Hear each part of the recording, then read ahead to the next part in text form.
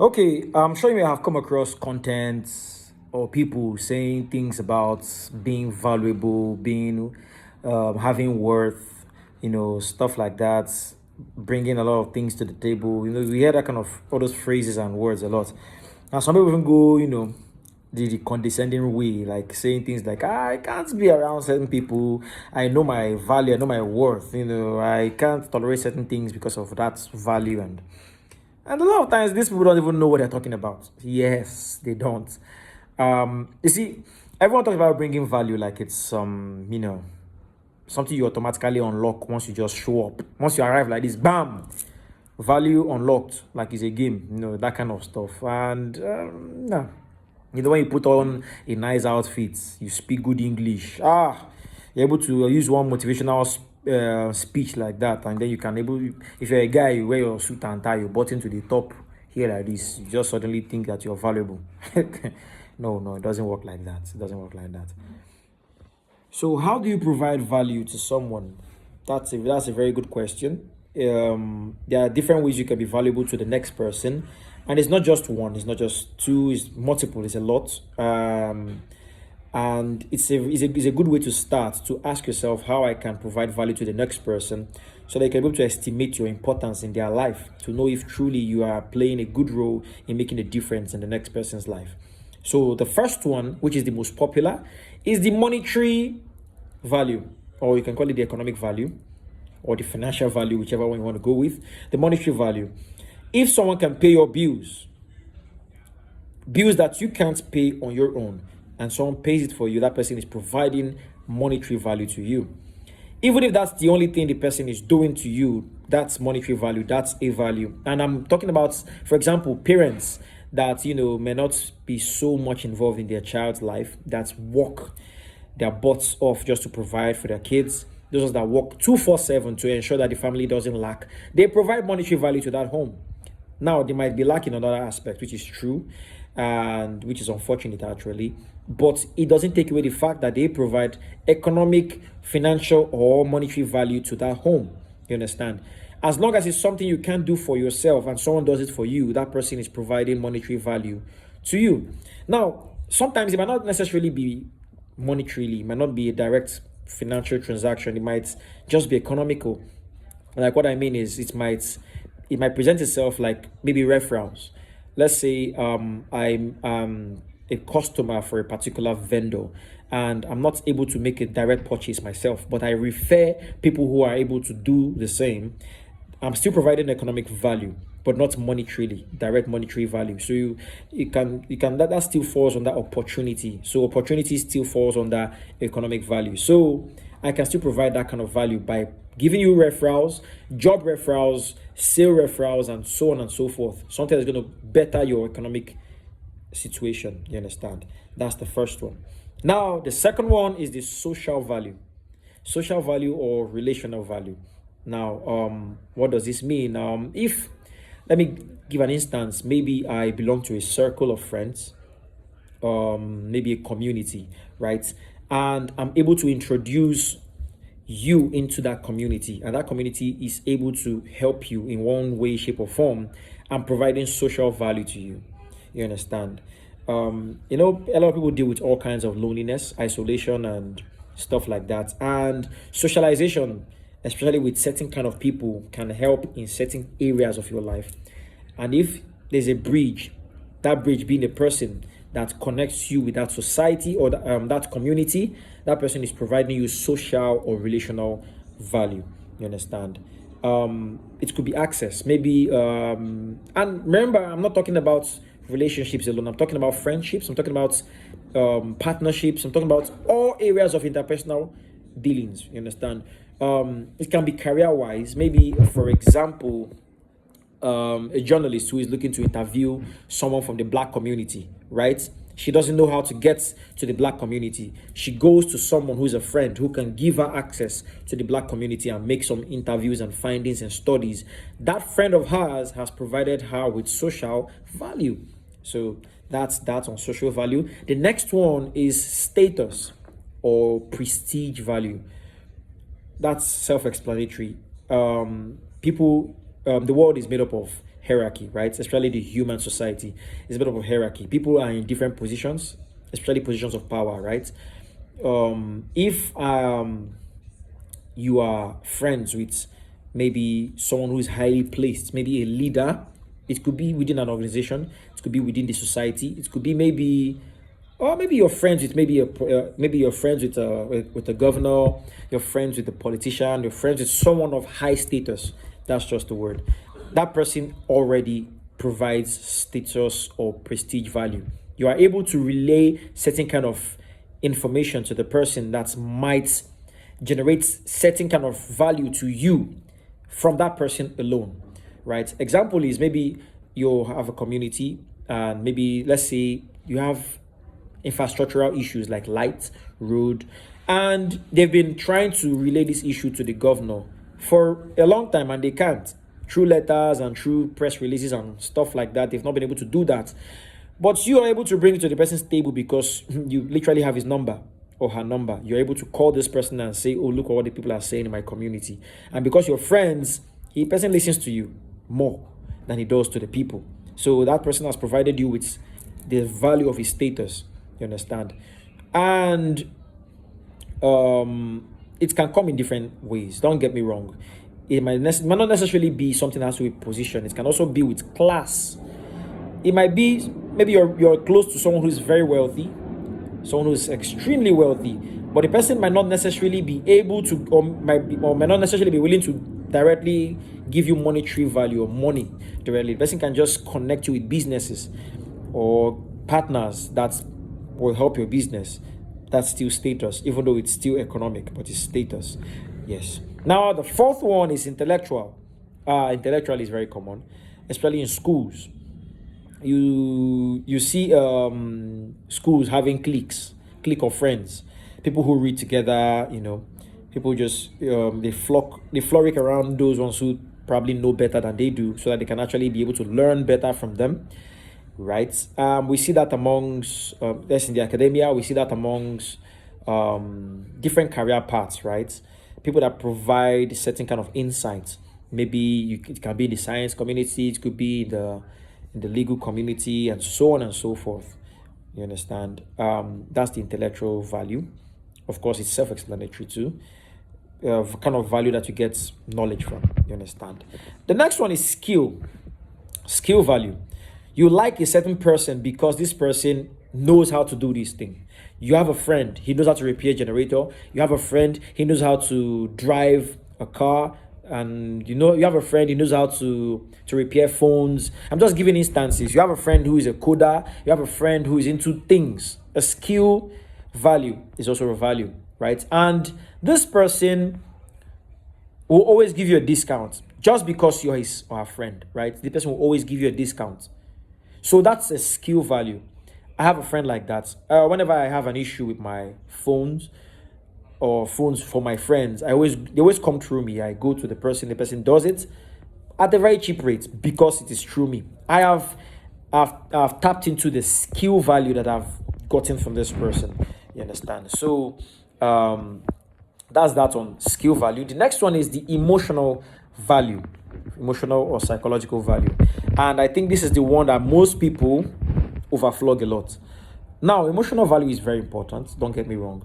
You're able to provide a shoulder to cry on. You're able to provide words of comfort for someone who has a broken heart, someone who has an ailing mind.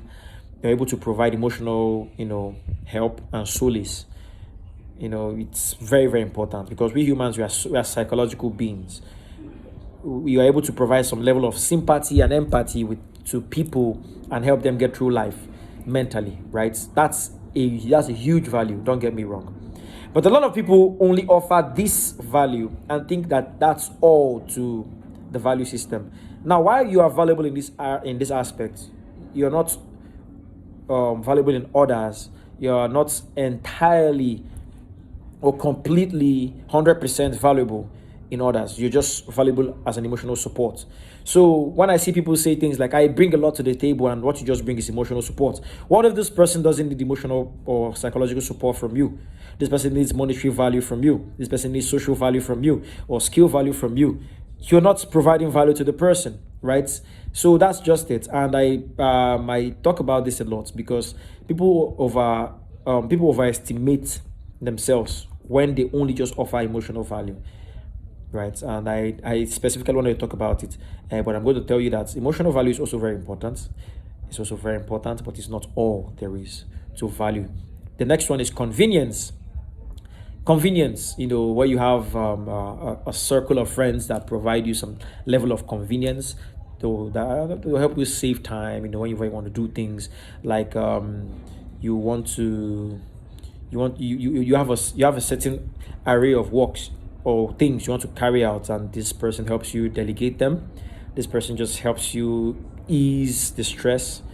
It could be act of service, it could be errands and stuff like that. That person is providing you convenience value.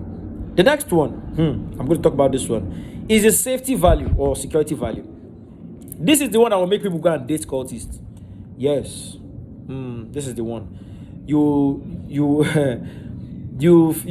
feel you need some kind of protection, and it's not just dating, actually friendship.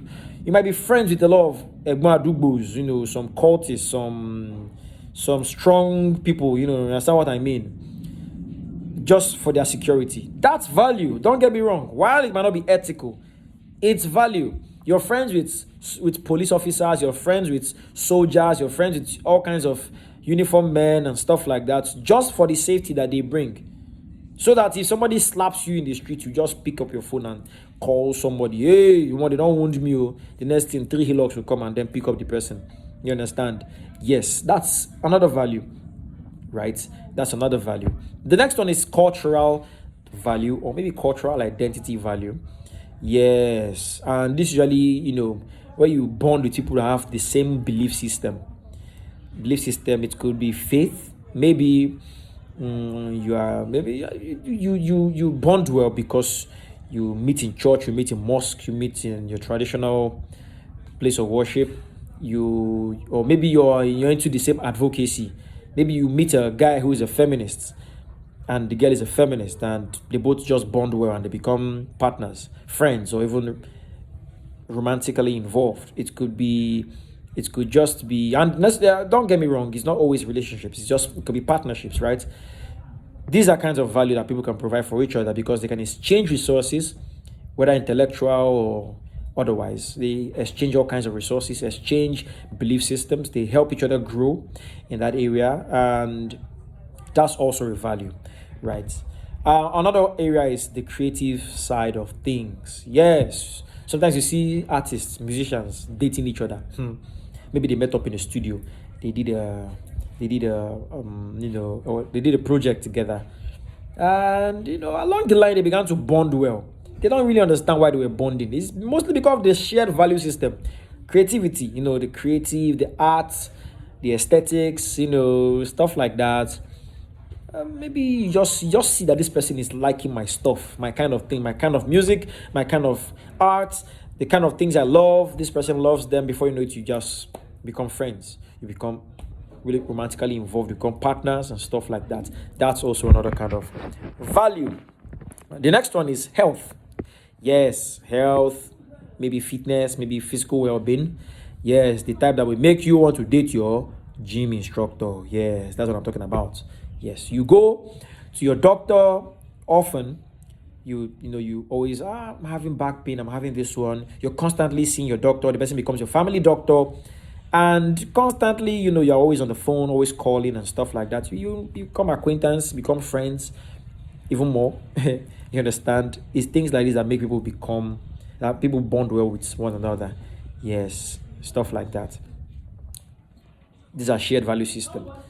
You might just like a particular person who is your gym instructor, or someone who does maybe spa, massage and stuff like that, and you become friends, because of course this person gives you some kind of access, some kind of services that others wouldn't give you, in the same environment. They wouldn't, because they don't know you that well. So that's another kind of value.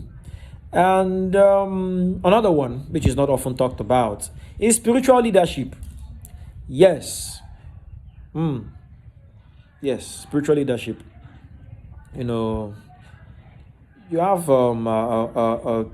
someone who's maybe like a mentor to you, spiritually, your imam, your pastor, your evangelist, your dibia, stuff like that. People that you actually relate directly to for spiritual matters. Often, they sometimes become, close, even more. You understand?